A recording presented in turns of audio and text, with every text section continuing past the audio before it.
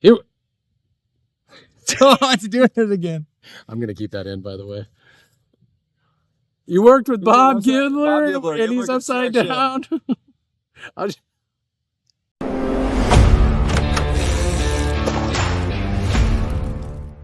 This week on Real Estate Adventures, I am heading out to Lone Jack, Missouri. Actually, I am going to visit my barber who lives out on 20 acres in Lone Jack, Missouri. That's right.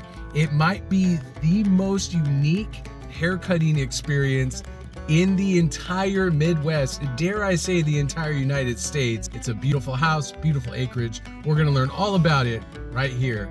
All right, here we are at 422 Carico Drive in Lone Jack, Missouri.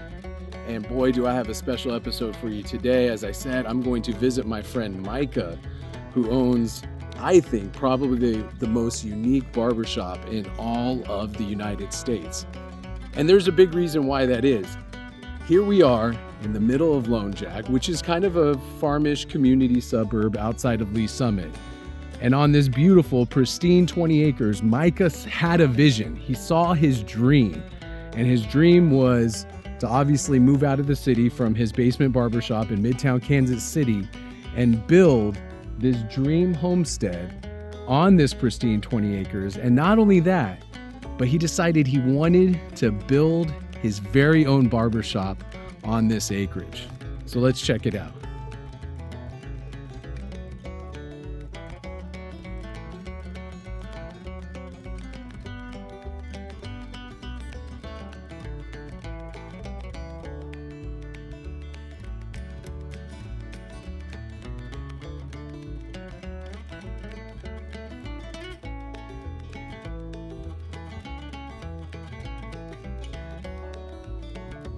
Hey, Micah.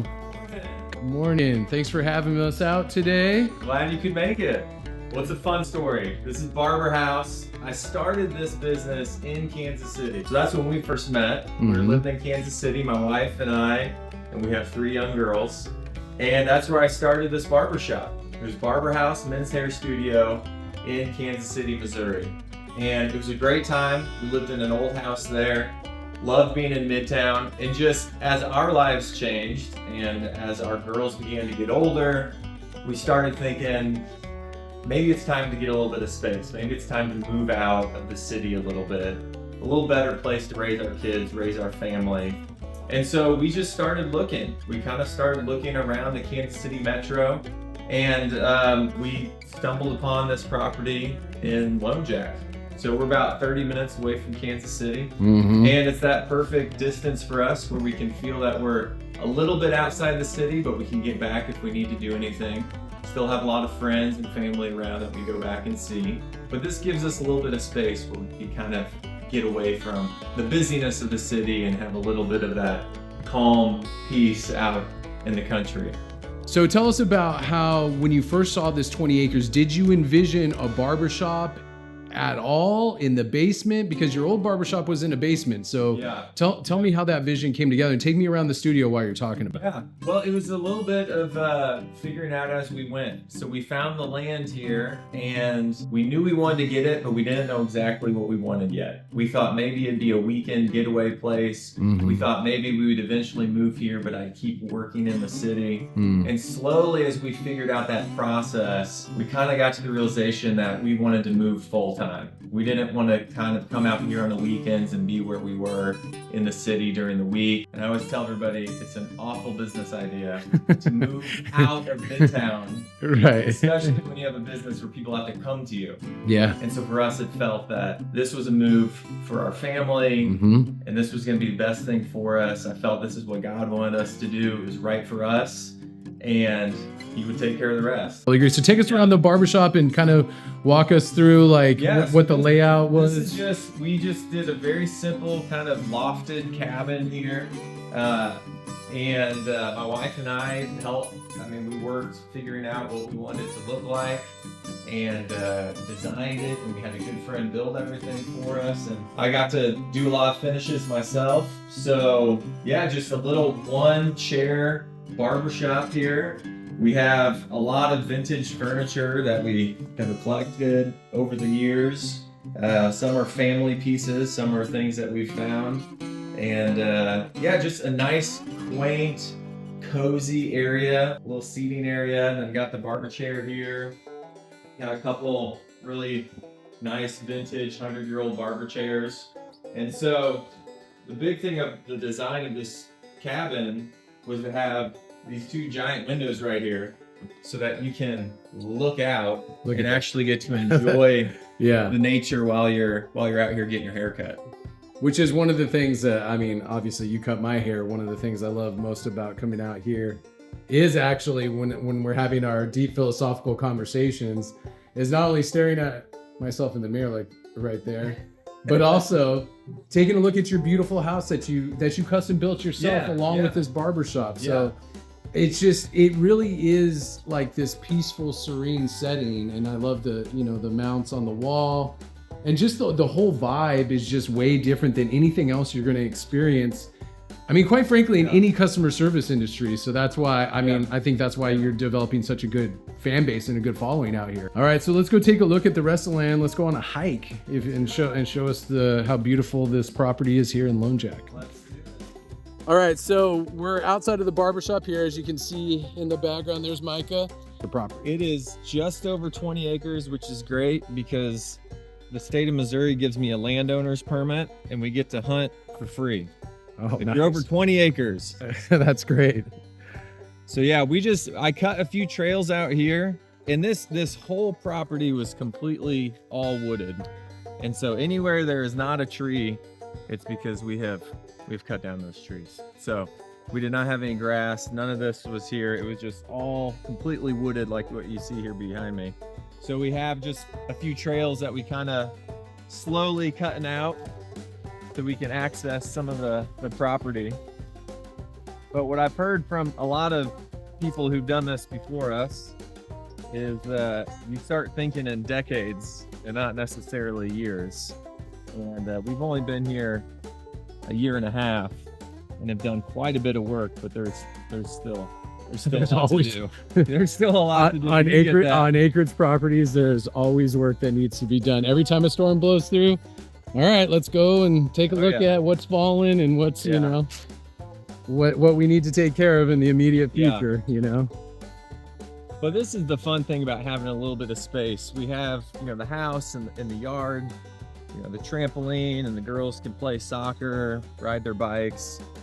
But then in a few moments, you can just walk down the hill into the woods and really have some quiet times to yourself.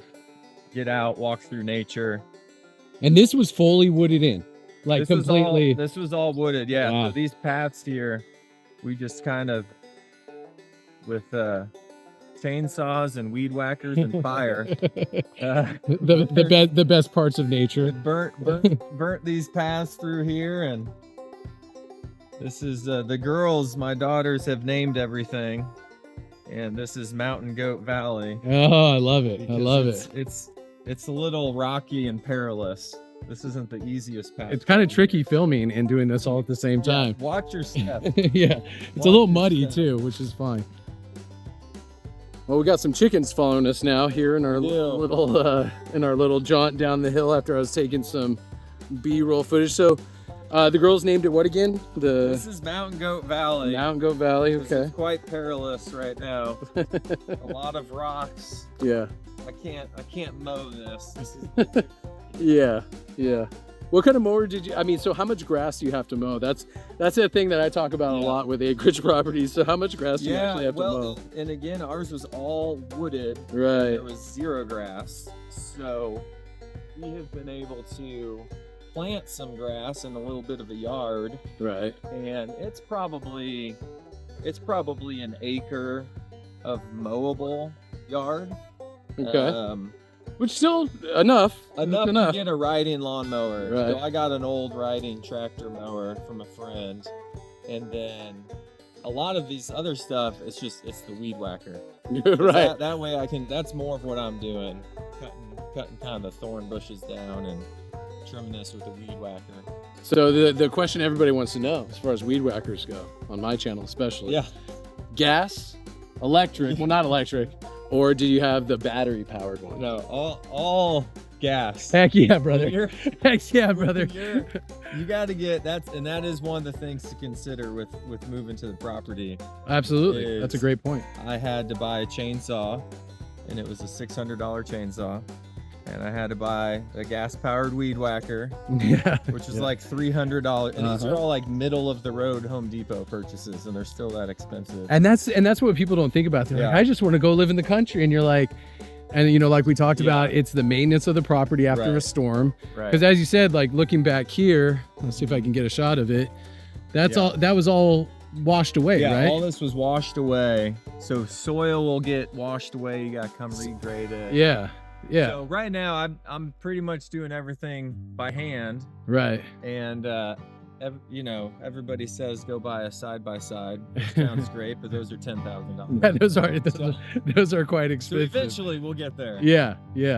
Let's take a look at man. I really. There's a little creek here. This is the fun shot. Yeah, look at that.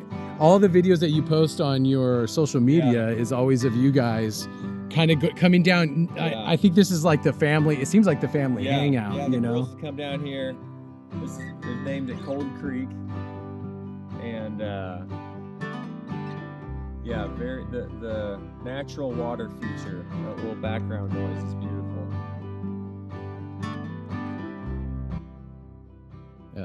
Yeah, that's. Just look at behind us. You know. Yeah. I mean, we're very raw and very professional here. So, but I mean, you can see like how just gorgeous the canopy of trees here, and does it actually get cooler down here during the summer? It gets cooler, and what we've really appreciated too, and this is something also to think of when you're looking at properties, is because we have this topography change where we've come down about 75 feet of elevation to get down to this creek, and so it's not very windy on our property. That's a great point. And the trees block a lot of the wind. The trees block it, and if you kind of have the up and down, we have some neighbors who their property is very flat. It's on the top of the hill, and it's windy pretty much constantly. So that was a nice thing that we found when we were walking this property, is you could come down here in this little valley. You don't see the street anymore.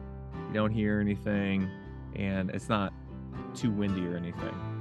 So as we walk back, tell me about so you said thinking in decades, right? That was your quote, thinking in decades.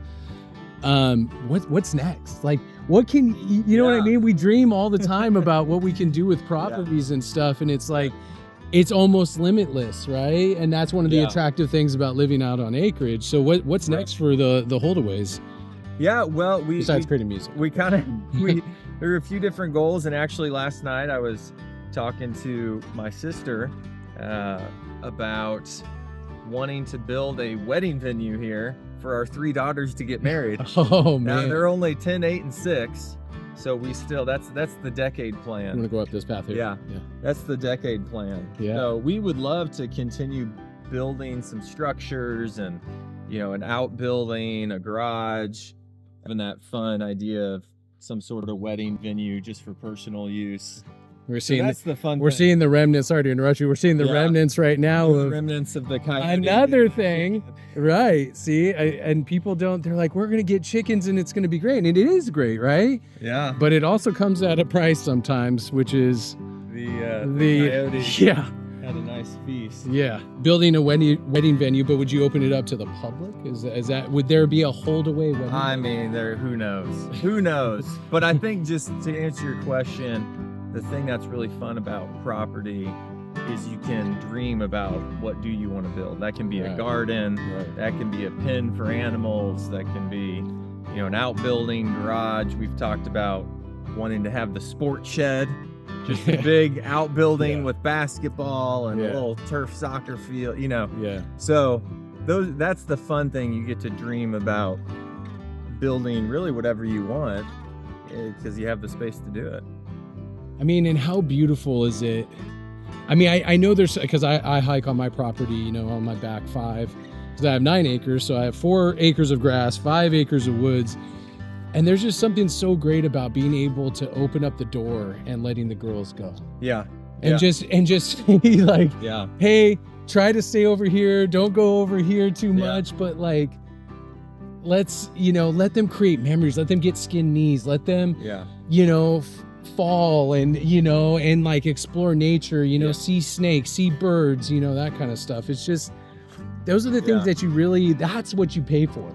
And that was that was a big part of the consideration for us to move out of the city. And you saw our old house. We loved our old house that we were in. It was beautiful. But it was very busy intersection in the city. And literally, we couldn't let our girls run out and play by themselves. And so that is the nice thing here, both for them and their own opportunities to go out and just what you said, have an adventure, skin their knees.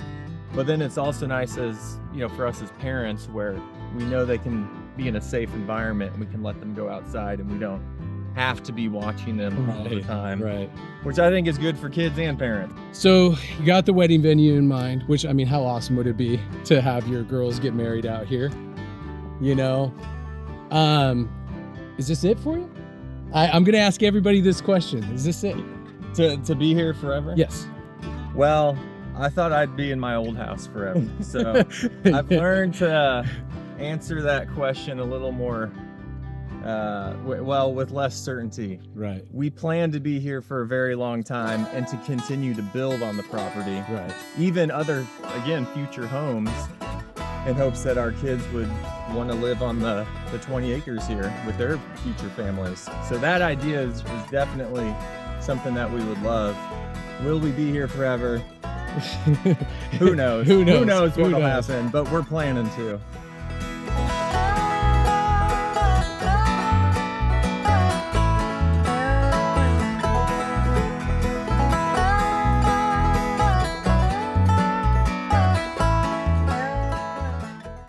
That house right there. Yeah. Beautiful house. Tell us about the square footage. What was the process like? Just tell us about what is like clearing the land and building on it. Yeah. So we found the plans for the house. We just looked online. You can Google search and find different designers that have their architectural plans out there. And a great thing that you can do with a lot of them is just reach out to them and say, hey, I like this plan, but can we customize a few things? And most architects are fine to do that. So we bought the house plan and then paid to have them do a little bit more work to customize it. Okay. And so that's where we got to go back and forth and really design the layout of the house that would fit what we wanted. So that's what we did, and we were good friends with a builder, Bob Gibbler, Bob the Builder, Gibbler Construction Technology, man. So just rough estimates on how much things cost. The architectural plans online, I think, were about $2,000. Okay. But then to customize it was another $1,000 maybe. Okay. And that it was definitely worth it. So would you say that you got everything that you wanted? So we got what we wanted. Now then you have to get the engineering plans, and the engineering plans are like another $4,000 or $5,000. That's kind of annoying. Yeah, just a little bit. And it always slows down the process because they take Is it as annoying as this camera? Close. It's close. So those are costs to think of getting the house plans, and then you have to get the structural engineer plans. And then you find your builder and say, hey, we want to build.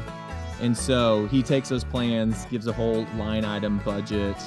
And for the house, it's two stories, unfinished basement. So the finished square footage is about 1,700 square feet. So it's not big, but we have a big deck, which makes it look wraparound deck makes it feel a little bit bigger. Yeah. And that was the idea of we'll have a good size house for what we need, but we get to enjoy a lot of the land. Right. So we put more money towards purchasing the land and then tried to do the house a little bit as much as we could afford. So it was, roughly $400,000 to build the house. Now the barber shop was extra, and then the thing when you're building on property, utilities. Oh yeah. And then groundwork, dirt work. There you go. Excavation. Nothing's perfect, dude. Fall out for more, so I dust myself off. No one's there to pick me up. I'm out on my own. No one owes me but me. Oh, I wanna be your cowboy.